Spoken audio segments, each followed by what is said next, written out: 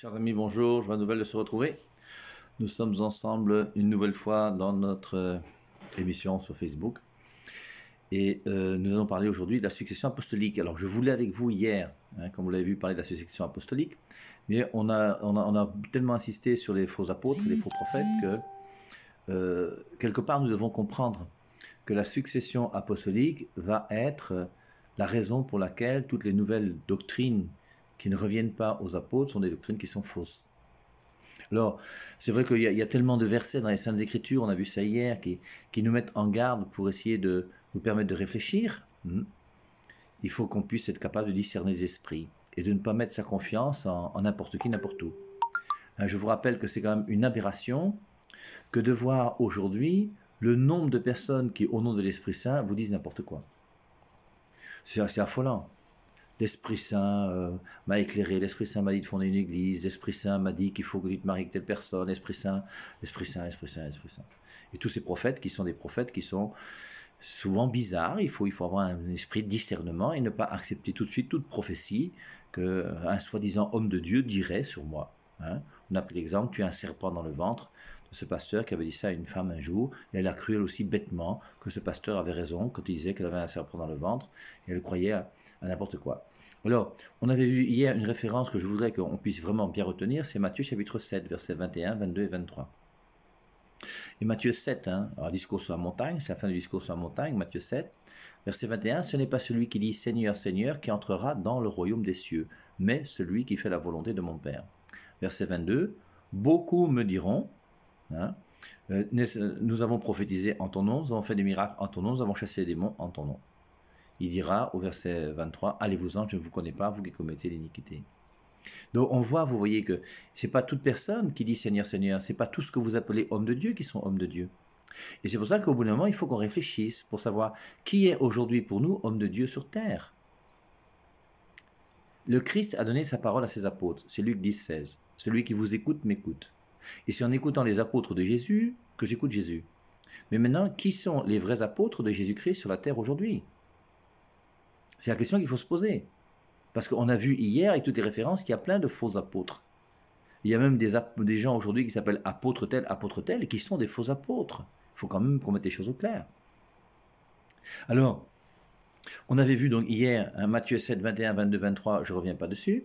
Et je voulais vous lire ce matin, quand même, avant de commencer, un passage tiré, je pense que c'est Ézéchiel, chapitre 23, sur les mauvais bergers. Alors, au chapitre 23, le verset 1, « Malheur aux bergers qui perdent et dispersent les brebis de mon pâturage. » C'est quand même triste de voir qu'il y a des bergers qui sont des faux bergers. Je vous lis maintenant le verset 16. Yahvé Sabaoth dit encore, « N'écoutez pas les paroles des prophètes qui prophétisent pour vous, ils vous trompent. Ils vous disent ce qui sort de leur imagination et non pas de la bouche de Yahvé. » Et aujourd'hui, je crois que c'est clair qu'il y a tellement de prophètes aujourd'hui qu'on est perdu. Et c'est vrai qu'il dira même dans ces passages-là, comme par hasard, la plupart des prophètes prophétisent des choses qui sont toujours bien pour vous. Tu seras milliardaire, tu vas te marier, tout ira bien, ton enfant va guérir. Enfin, on prophétise que des choses qui deviennent un jour des choses qui arrangent les gens qui nous écoutent. Et Dieu n'est pas d'accord avec ça. Et il dit bien, Ézéchiel 23, 16, Yahvé Sabaoth dit encore, n'écoutez pas les paroles des prophètes qui prophétisent pour vous, ils vous trompent. Ils vous disent ce qui sort de leur imagination et non pas de la bouche de Yahvé. Verset 21, je n'ai pas envoyé ces prophètes, mais ils courent, je ne leur ai pas parlé, mais ils prophétisent. Verset 25, j'ai entendu ces prophètes qui font en mon nom de fausses prophéties. Ils disent, j'ai eu un songe. Mais c'est important, vous voyez, aujourd'hui, parce qu'il y a tellement de choses bizarres qui se passent dans les églises que des textes comme celui-ci là doivent essayer de nous éclairer pour que nous puissions discerner. Combien de temps encore y aura-t-il chez les prophètes des prophètes à fausses prophéties qui racontent leur invention? Là, je suis sur verset 26. Verset 28. Le prophète qui a un songe ne raconte qu'un songe, mais celui qui a reçu ma parole dit ma parole de vérité.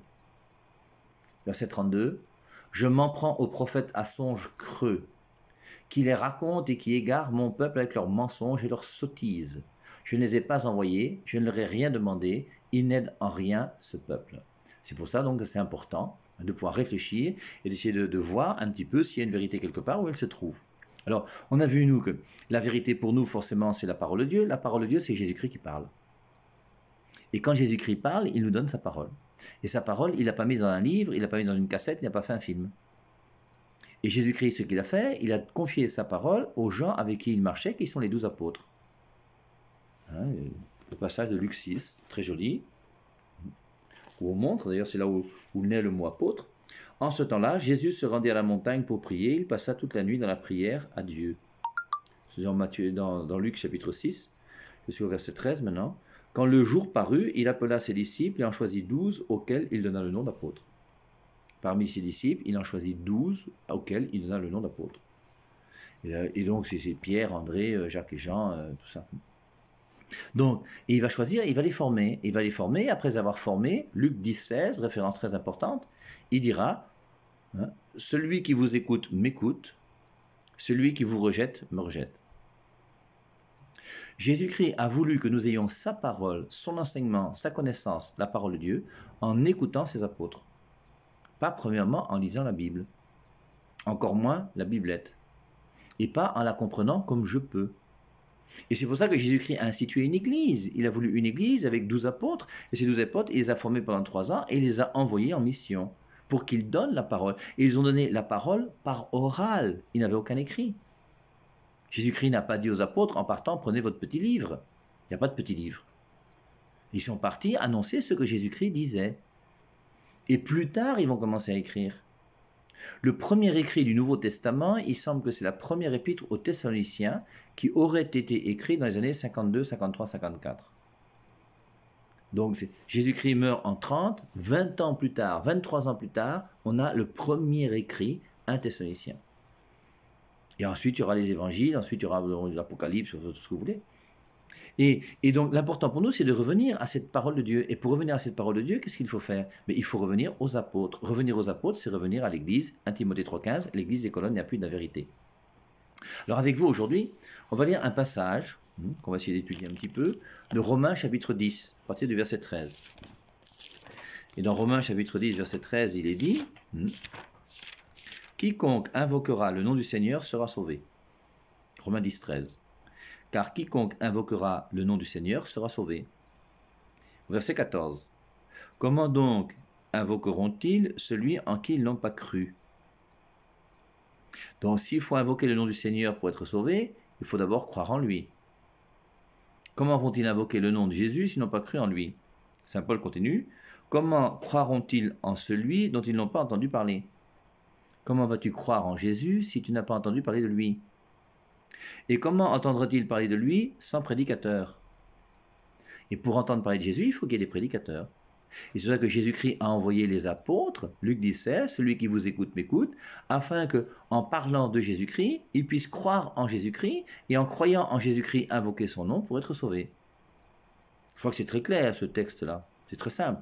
Je vais le relire parce que ça entre dans notre tête une fois pour toutes. Romains 10, 13. Quiconque invoquera le nom du Seigneur sera sauvé. Comment donc invoqueront-ils celui en qui ils n'ont pas cru? Comment vont-ils croire en lui s'ils n'ont pas entendu parler de lui? Comment vont-ils entendre parler de lui s'il n'y a pas des prédicateurs? Et je reviens toujours à la même question. Il y a des vrais prédicateurs et des faux prédicateurs. Et on a vu hier, c'était la deuxième épître de Jean, le verset 10. Et dans la deuxième épître de Jean, au verset 10, on avait vu que eh bien, il y a ce petit passage qui nous dit « Si quelqu'un vient à vous et n'apporte pas cette doctrine, si quelqu'un vient à vous, sur les réseaux sociaux, à ta porte, il vient causer avec toi, si quelqu'un vient à vous et n'apporte pas cette doctrine, quelle doctrine? La doctrine que le Christ a donnée à ses apôtres et qui est gardée dans son Église. Si quelqu'un vient à vous et n'apporte pas cette doctrine, ne le recevez pas dans votre maison. » Et on voit comment Saint Jean nous met en garde contre tous ces gens qui vont venir avec des doctrines qui sont bizarres. Et c'est pour ça qu'il nous dit, il faut croire en Jésus-Christ, on est tous d'accord. Il faut invoquer son nom, il faut tout ça. Il faut qu'il y ait des prédicateurs. Mais tous les prédicateurs ne sont pas bons. Et nous devons toujours avoir un discernement par rapport à la personne qui prêche. Est-ce que ce pasteur qui prêche, est-ce que celui qu'on appelle homme de Dieu, est-ce que je ne sais pas quoi encore, est-ce que ce monsieur-là, est-ce que c'est réellement quelqu'un qui fait partie des bons prédicateurs que nous devons suivre? Alors je continue. Comment y aura-t-il des prédicateurs? Et saint Paul ajoute, hein, comment y aura-t-il des prédicateurs s'ils ne sont pas envoyés? Un prédicateur que tu écoutes, c'est quelqu'un qui est envoyé. Alors si tu dis, moi j'ai l'Esprit Saint, c'est l'Esprit Saint qui m'a envoyé, meilleure des choses à faire, tu fais demi-tour, tu cours vite et tu le fuis toute ta vie. Parce que tous ceux qui vous disent c'est l'Esprit Saint qui m'a envoyé, bien c'est eux justement qui font des églises partout et qui donnent des doctrines qui sont bizarres. Et comment y aura-t-il des prédicateurs pour que nous puissions croire, invoquer son nom, être sauvés? Comment y aura-t-il des prédicateurs s'ils ne sont pas envoyés? Et la question qu'il faut poser normalement à un prédicateur, si vous aviez l'occasion de pouvoir me poser la question qu'il faudrait me poser, Père Hervé Marie, qui t'a envoyé? Et j'allais vous répondre en prenant Jean chapitre 20, le verset 21. Et dans Jean chapitre 20, verset 21, on vous lit, « Le soir de ce jour qui était le premier de la semaine, les portes du lieu où se trouvaient les disciples étaient fermées par la crainte qu'ils avaient des Juifs. Jésus vint et debout au milieu d'eux, il leur dit, « Que la paix soit avec vous. » Verset 20. Quand il eut dit cela, il leur montra ses mains et son côté. Les disciples se réjouirent en voyant le Seigneur. Verset 21. Le Seigneur leur dit à nouveau, « Que la paix soit avec vous. Comme le Père m'a envoyé, moi aussi je vous envoie. » Et Jésus-Christ montre bien. Comme le Père m'a envoyé. Jésus-Christ est l'envoyé du Père. Et il dit bien, comme le Père m'a envoyé, moi aussi je vous envoie. Et Jésus-Christ a envoyé qui? Les apôtres. Et c'est pour ça que c'est en étant fidèle aux apôtres que je sais que je suis quelqu'un qui est envoyé par Dieu. Moi, vous avez le devoir de m'écouter, et je parle comme un homme de Dieu. Je suis un homme de Dieu, pas les charlatans qui sont dehors que vous appelez homme de Dieu. Je suis homme de Dieu. Et pourquoi? Parce que l'Église me connaît, et c'est l'Église qui m'envoie. Le seul critère pour être sûr que quelqu'un vous parle au nom de Jésus-Christ, c'est est-ce qu'il a l'autorité de l'Église catholique? Ça va vous énerver, mais c'est la vérité, moi j'y peux rien. Et c'est pour ça qu'il y a ce passage très très beau de Paul qui va voir l'autorité de l'Église dans Galates au chapitre 2. Lisons Galates, c'est très joli cet épître aux Galates. Et le début de l'épître aux Galates, alors malheureusement on va juste lire les versets, mais c'est intéressant d'y réfléchir parce que les textes sont très précis et très profonds. Hein. Donc, alors on pourrait lire tout Galates. Hein. Paul apôtre, non de la part des hommes, ni par un homme, mais par Jésus-Christ, et par Dieu le Père qui l'a ressuscité d'entre les morts, et tous les frères qui sont avec moi aux églises de la Galatie. Que la grâce et la paix vous soient données de la part de Dieu, notre Père, et du Seigneur Jésus-Christ, qui s'est donné lui-même pour nos péchés, afin de nous arracher au présent siècle mauvais, selon la volonté de notre Dieu et Père, à qui soit la gloire au siècle des siècles. Amen. Et maintenant, il l'attaque directement. Verset 6. Je m'étonne que vous vous détourniez si vite de celui qui vous a appelé par la grâce du Christ pour passer à un autre évangile. Là, ce que dit Paul. Et voilà ce que moi je dis à tous ceux d'entre vous qui m'écoutez, qui étiez catholiques et qui êtes partis quelque part. Je m'étonne. Je m'étonne que vous vous détourniez si vite de celui qui vous a appelé par la grâce du Christ pour passer à un autre évangile. Le seul évangile, c'est l'évangile de Jésus-Christ, celui qui a donné aux apôtres, celui qui est gardé dans l'Église, la succession apostolique jusqu'à nous aujourd'hui. Nos 260 et des poussières de papes qui existent depuis toujours. L'Église qui a été fondée par les très glorieux apôtres Pierre et Paul à Rome, avec le chef de l'Église aujourd'hui qui s'appelle le pape François. Auparavant, c'était Benoît XVI. Avant ça, ça a été Jean-Paul II.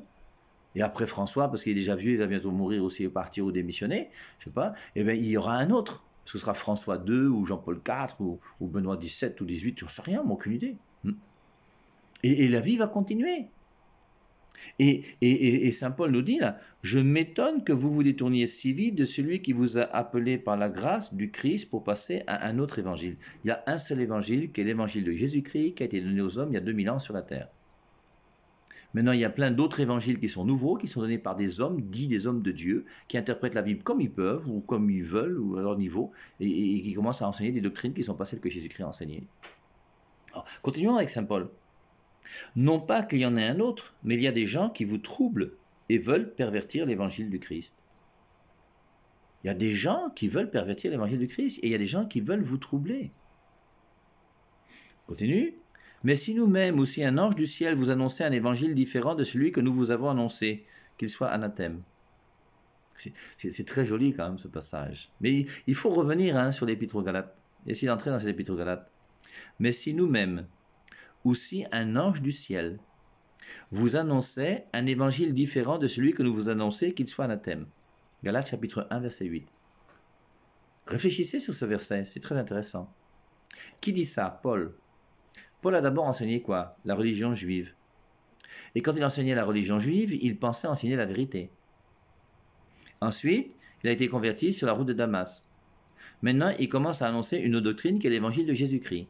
Il dit que l'évangile que je vous annonçais, c'est lui qui est vrai. Et il dit, si nous-mêmes, ou si un ange du ciel vous annonçait un évangile différent, il dit maintenant, si moi-même, Paul, aujourd'hui, je vous annonce un évangile différent de celui que je vous ai enseigné, il sera faux. Pourquoi? Pourquoi Paul peut dire que lorsqu'il enseignait la doctrine des Juifs, sa doctrine était fausse? Maintenant, il enseigne l'évangile de Jésus-Christ, c'est vrai. Et s'il revient maintenant pour annoncer un autre évangile que celui qu'il a annoncé, ce sera faux. Pour quelle raison? C'est toujours le même Paul. Et c'est pour ça que la doctrine qui est enseignée ne dépend pas de celui qui enseigne. Ce n'est pas en fonction d'un homme que la doctrine sera bonne ou mauvaise. Paul peut très bien enseigner un évangile différent, c'est lui-même qui le dit. Mais si nous-mêmes ou si un ange du ciel vous annonçait un évangile différent de celui que nous vous avons annoncé, qu'il soit anathème. Je continue. Nous l'avons dit précédemment et je le répète maintenant. Si quelqu'un vous annonce un évangile différent de celui que vous avez reçu, qu'il soit anathème. Saint Paul montre que l'évangile que moi je vous annonçais, c'est le véritable évangile. Il y a des gens qui veulent vous troubler et vous perdre, ne les suivez pas. Il va continuer, Je suis au verset 11. Je vous déclare, frères, que l'évangile qui a été annoncé par moi n'est pas de l'homme. Car moi-même, je ne l'ai ni reçu ni appris d'un homme, mais par une révélation de Jésus-Christ. Et il montre que l'évangile que lui-même enseigne Paul, il l'a reçu directement de Jésus-Christ. Ça ne vient pas d'un homme. C'est pas Pierre qui l'a enseigné, c'est pas Jean, c'est pas le Père et Marie, c'est pas le pape, c'est pas je sais pas qui, je sais pas quoi, non, c'est Jésus-Christ lui-même. C'est ce qu'il dit. C'est très joli, c'est très fort, Galates 1, 11. Je vous déclare, frères, que l'évangile qui a été annoncé par moi n'est pas de l'homme, car moi-même je ne l'ai ni reçu ni appris d'un homme, mais par une révélation de Jésus-Christ. Et donc maintenant il continue, et il montre. Vous avez en effet entendu parler de ma conduite autrefois dans le judaïsme. Je persécutais alors à outrance l'église de Dieu et je la ravageais. J'ai persécuté les chrétiens. Quand il s'agissait d'être juif, j'étais un vrai juif et j'ai pas eu peur, moi. J'ai pris des lettres, je suis parti à Damas pour récupérer les chrétiens, pour qu'on les punisse. Oui, j'ai défendu ma foi juive. Mais maintenant, parce que j'ai reçu la révélation de Jésus-Christ, je suis chrétien. Et je comprends que quand j'étais juif, j'étais dans l'erreur. Il dit ça pourquoi? Parce que justement, je m'étonne que vous vous détourniez si vite de celui qui vous a appelé par la grâce du Christ pour passer à notre évangile. Je vous ai enseigné l'évangile de Jésus-Christ et vous êtes retourné à la loi juive. Et c'est pour ça que je m'étonne. Et c'est pour ça que moi-même j'ai été juif plus que vous, plus que ceux qui sont venus vous détourner. Et je suis juif, et la preuve c'est que, il dit même, dans le judaïsme, je surpassais beaucoup de ceux de mon âge, de ma race, car j'avais un zèle excessif pour les traditions de mes pères. J'étais plus juif que les juifs là qui vous parlent. Et moi, j'ai reçu mon évangile directement du Christ. Mais quand celui qui m'avait mis à part dès le sein de ma mère, qui m'a appelé par sa grâce, a trouvé bon de révéler en moi son Fils pour que je l'annonce parmi les païens, aussitôt, je n'ai consulté ni la chair ni le sang, je ne suis pas monté à Jérusalem, voir ceux qui furent apôtres avant moi, mais je partis pour l'Arabie, puis je revins encore à Damas. Et il montre que l'Église, il s'en fout. Il s'en fout de Pierre, il s'en fout de Jean, il s'en fout des apôtres. Jésus-Christ lui a donné un évangile, il part et il prêche l'évangile de Jésus-Christ. Et c'est pour ça que vous avez des pasteurs aujourd'hui qui vous disent « Moi, je ne suis pas de l'église de Pierre, je suis de l'église de Paul. Comme je suis de l'église de Paul, moi, c'est directement le Christ qui m'a enseigné. » Et qu'est-ce que vous répondez à ces pasteurs qui vous disent que moi, je suis directement de l'église de Paul? Et vous continuez à lire, et Saint Paul lui-même va répondre. 3 ans plus tard, je suis monté à Jérusalem pour faire la connaissance de Képhas. Pierre, il a quand même voulu savoir qui était Pierre. Il s'est aperçu que l'église, c'est quand même important. Et que même s'il enseigne la doctrine de l'église sans connaître l'église, c'est quand même bien quand même d'être dans l'église. Donc il va essayer de rencontrer Pierre. Je suis resté 15 jours chez lui, mais je n'ai vu aucun des apôtres, sinon Jacques, le frère du Seigneur. Je me rendis ensuite dans les contrées, etc., etc. Galates chapitre 2. Je reviens à mon thème, la succession apostolique. L'enseignement du Christ qui est donné aux apôtres. Et ces apôtres qui ont autorité pour parler au nom de Dieu. Quels sont les vrais apôtres et les faux apôtres? Les vrais apôtres, c'est ceux, les prédicateurs qui ont été envoyés. Qui a été envoyé? Et forcément, les apôtres sont envoyés. Et qu'est-ce que Pierre va faire? Galates chapitre 2, verset 2. Bon, je vous lis Galates chapitre 2, verset 1. Ensuite, 14 ans plus tard, je montais de nouveau à Jérusalem avec Barnabas et je pris aussi Tite avec moi. J'y montais par suite d'une révélation. Je leur exposais l'évangile que je prêche parmi les païens. Je l'exposais en privé aux plus considérés, de peur de courir ou d'avoir couru en vain. Qu'est-ce que Paul va faire? Paul, qui a reçu son évangile directement du Christ, va avoir l'humilité d'aller jusqu'à Jérusalem. Et à Jérusalem, qu'est-ce qu'il va faire? Il va exposer son évangile à qui? Pierre, Jacques et Jean, les colonnes de l'Église. Pourquoi? De peur d'avoir couru en vain. Et Paul reconnaît que même s'il a reçu sa révélation directement de Jésus-Christ, il ne peut pas enseigner quelque chose qui soit contraire à ce que dit Pierre, Jacques et Jean. Et il nous montre bien qui a été envoyé. Lui a été envoyé personnellement par Dieu. Mais après, il faut qu'il se retrouve dans l'autorité même de l'Église et envoyé par l'Église. Et c'est pour ça que de peur de courir en vain, pourquoi il a peur de courir en vain? Je vous avais déjà dit, dans 1 Corinthiens chapitre 7, verset 10, on voit Saint Paul qui dit, là c'est moi qui vous parle, et quand je vous parle, là, je vous parle au nom de Jésus-Christ. Je vous lis, 1 Corinthiens 7, 10. À ceux qui sont mariés, j'ordonne, non pas moi, mais le Seigneur, que la femme, verset 12, aux autres, ce n'est pas le Seigneur, c'est moi qui dis. Verset 25, pour ce qui est des vierges, je n'ai pas d'ordre du Seigneur, mais je donne un avis en homme que le Seigneur, dans sa miséricorde, a rendu fidèle.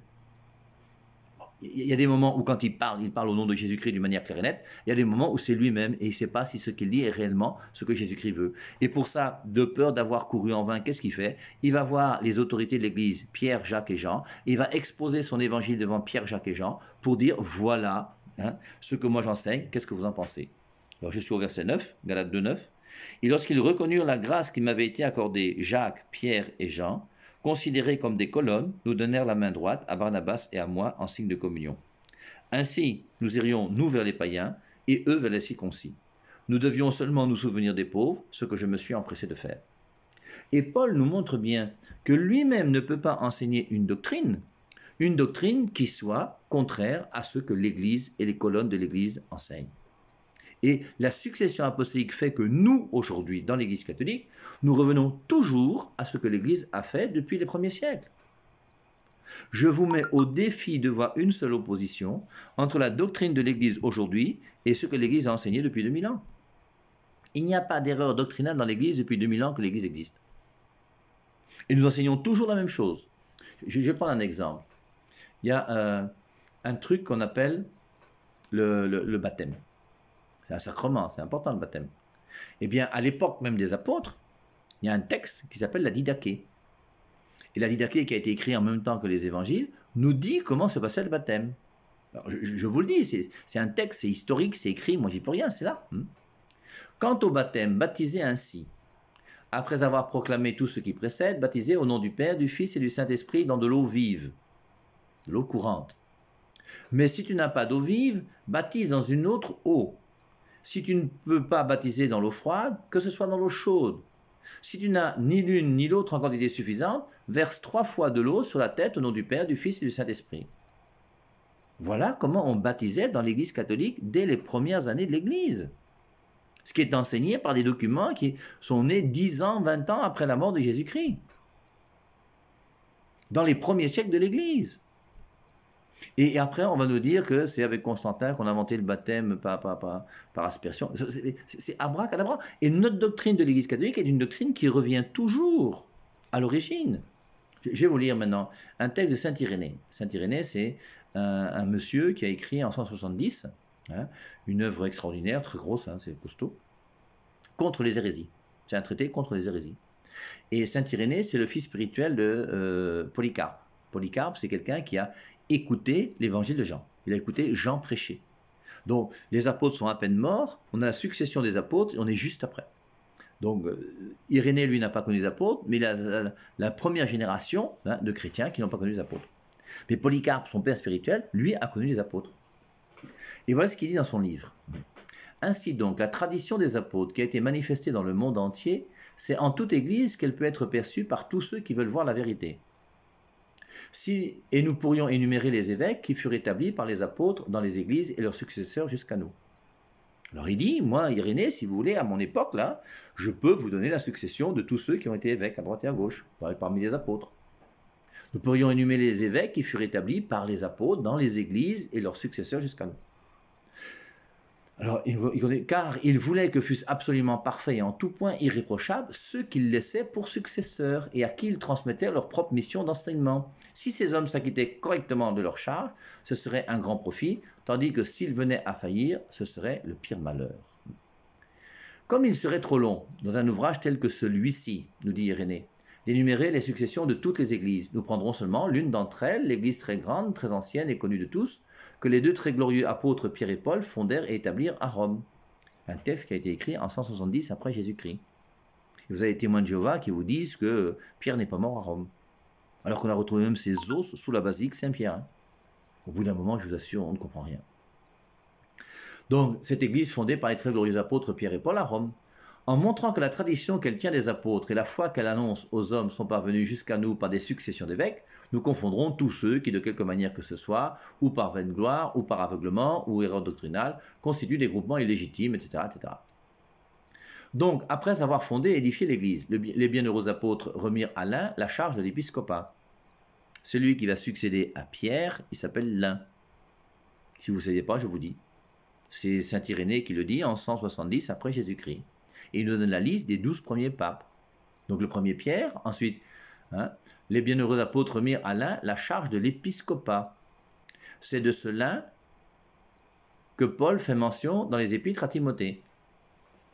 Et j'ai cherché dans les épîtres à Timothée, dans 2 Timothée 4, 21, si vous cherchez vous aussi, 2 Timothée 4, 21, on parle d'un certain monsieur qui s'appelle l'un ou Linus, suivant les traductions, tâche de venir avant l'hiver, Ubulus, Pudens, Linus, Claudia et tous les frères te saluent.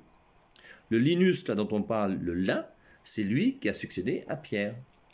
C'est pas moi qui le dis, c'est l'Église, c'est la tradition de l'Église. Et c'est saint Irénée qui, lui, était vivant à l'époque, qui, quelques années plus tard, a su comment ça s'est passé du côté de l'histoire. Il nous raconte, il nous dit. Donc, après avoir fondé et édifié l'Église, les bienheureux apôtres remirent à l'un la charge de l'épiscopat. C'est de ce l'un que Paul fait mention dans les épîtres à Timothée, 2 Timothée 4, 21. Anaclet lui succède. Donc, il y a Pierre, l'un, Anaclet. Après lui, en troisième lieu, à partir des apôtres, échoua Clément. Alors, Clément, il y a une histoire extraordinaire aussi, parce que à l'époque de Clément, alors, continuons le petit texte de saint Irénée. Clément, il avait vu les apôtres eux-mêmes et avait été en relation avec eux. Leur prédication résonnait encore à ses oreilles et leur tradition était encore devant ses yeux. Il n'était d'ailleurs pas le seul, car il restait encore à cette époque beaucoup de gens qui avaient été instruits par les apôtres. Donc Clément a connu les apôtres, c'est le 4e pape. Et à l'époque de Clément, il y a eu un désordre dans l'église de Corinthe.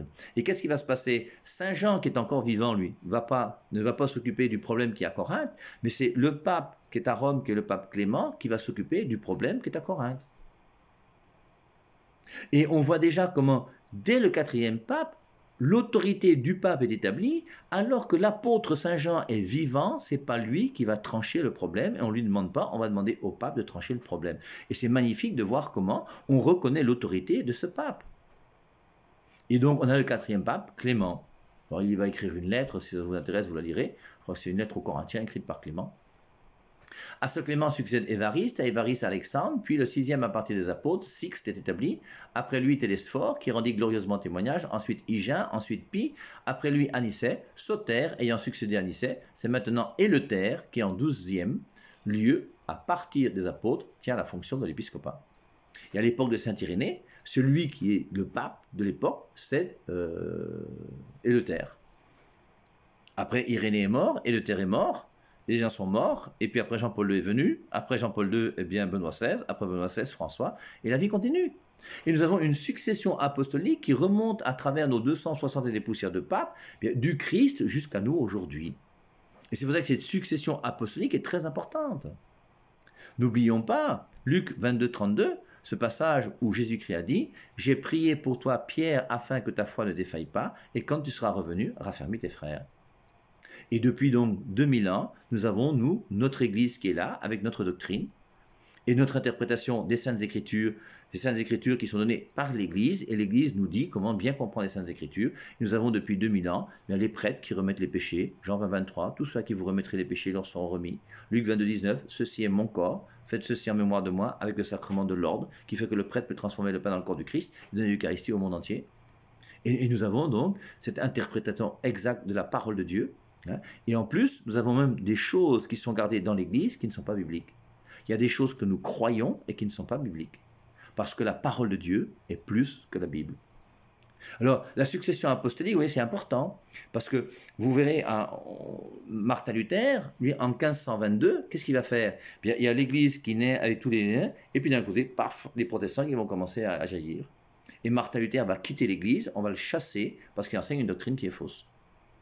Et maintenant qu'il enseigne une doctrine qui est fausse, malheureusement, il a contaminé beaucoup de personnes, puisque beaucoup de personnes aujourd'hui croient que seule la Bible est la parole de Dieu, ce qui est un enseignement de Martin Luther, qui est un enseignement qui n'est pas ni de l'Église, ni de Jésus-Christ, et puis, bon, toute la suite, avec en plus 66 livres dans la Bible, au lieu de 73, comme chez nous.